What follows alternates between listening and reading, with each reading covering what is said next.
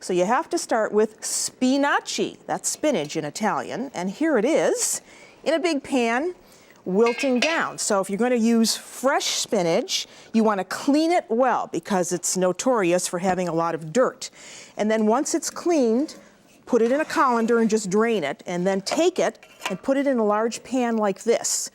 Then just cook it down without any extra water because spinach is 99% water, so you don't need any extra water.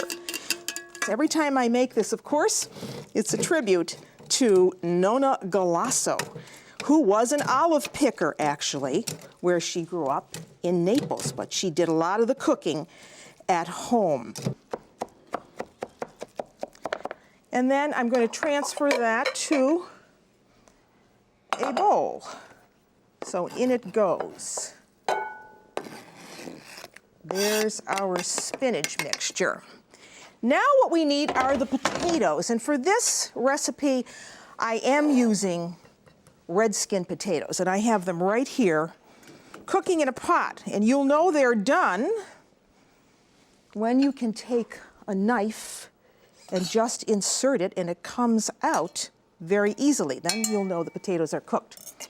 Take them a few at a time and put them in a ricer. This is a ricer. Don't try doing this with a food processor because it just won't work.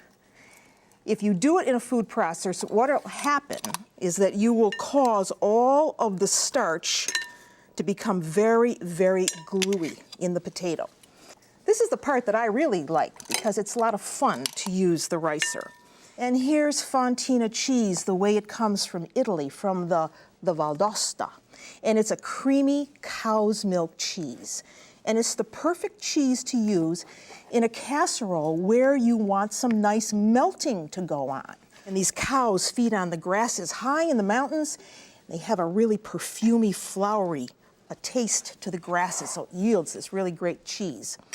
All right, now we need some butter. So we have some melted butter, and that's going to go in. Doesn't this look good already? Salt, a little sea salt, and just a pinch of pepper.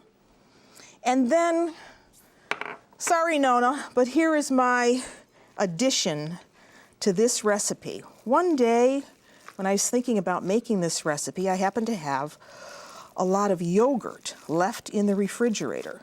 So I decided that I was going to put it in this casserole. So we have about a half a cup of plain yogurt goes in. And what I discovered by doing this is that this makes a really creamy, creamy casserole. This is good for you. This is a complete meal right here because you've got your calcium, you've got your vegetables, you've got your starch, the whole thing. Now look at how pretty this looks. Okay, so now you get out a nice casserole dish and you put that mixture right in. Isn't that gorgeous? Just mound it right up. Spread it out. You can give it a little extra butter on the top if you like. You're not going to cover this. Your oven is on at 350 degrees. And in the oven it goes. For about 30, 35 minutes, it's going to get a nice crust over the top.